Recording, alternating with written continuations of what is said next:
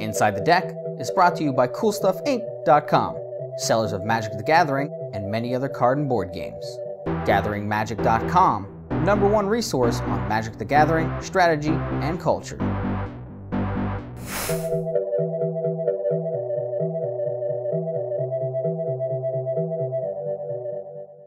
Well, I've had a lot of success with Sphinx Revelation decks, and this was basically like right in my wheelhouse, and it's just good for the metagame too.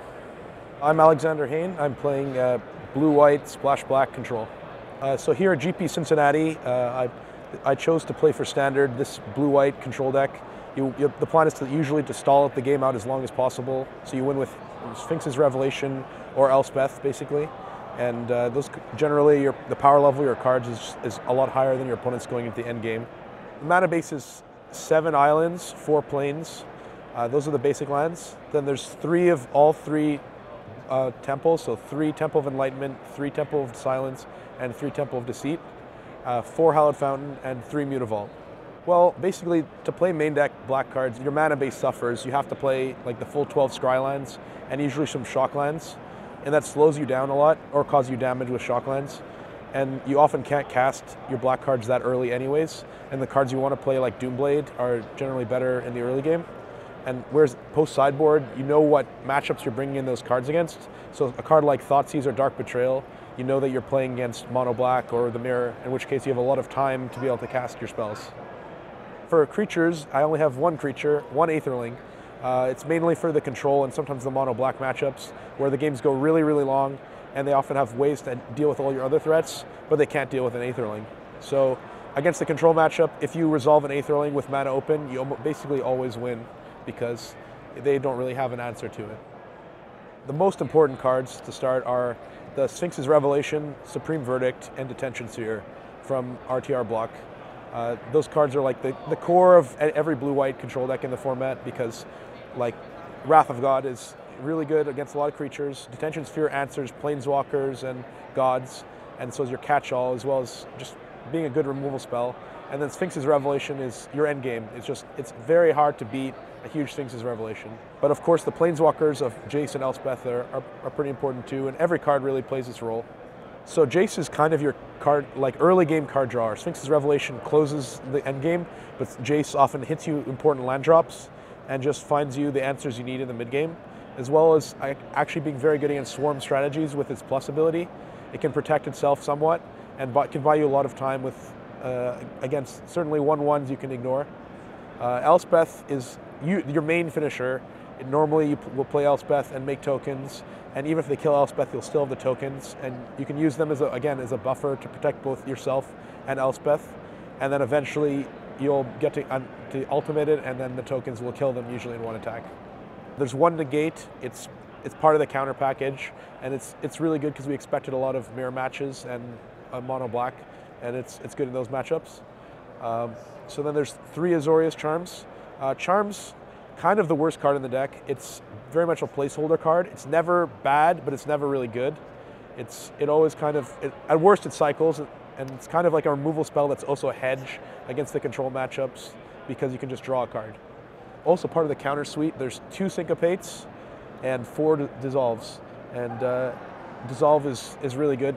The deck doesn't have divinations because Dissolve plus the Scry lands allow you to not screw or flood, because you could always kind of see the top card of your library and you get the manipulation that way. There's 2 copies of Last Breath. It's really good against a lot of the creatures in the format because they have 2 power, such as Master of Waves, Nightveil Spectre, Pack Rats, Mutavaults being a very important one, and just some other, there's a lot of random creatures that are just small. So the sideboard contains 3 Archangel of Thune. You bring that in the mirror, though that's a bit of a guessing game sometimes. You always bring it in against Mono Blue Devotion, as well as any sort of red deck. There's 2 copies of Blind Obedience, which is for the monsters matchup. It's very good against Mistcutter Hydra and Stormbreath Dragon. It's also very good against the burn deck, because again, they're playing haste creatures, and the fact that it gains you life is huge. There's 1 Pithing Needle. That's for the monsters matchup again, because they have all these planeswalkers.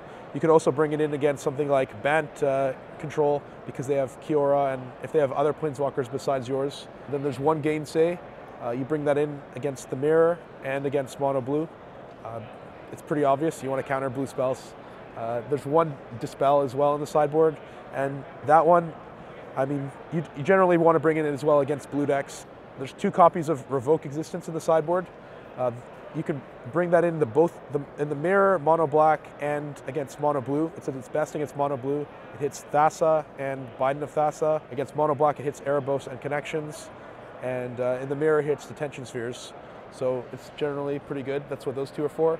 And then there's 2 Dark Betrayals, which you bring in against mono black and black white. And there's 3 Thoughtseizes in the sideboard, which you bring in against the mirror matches.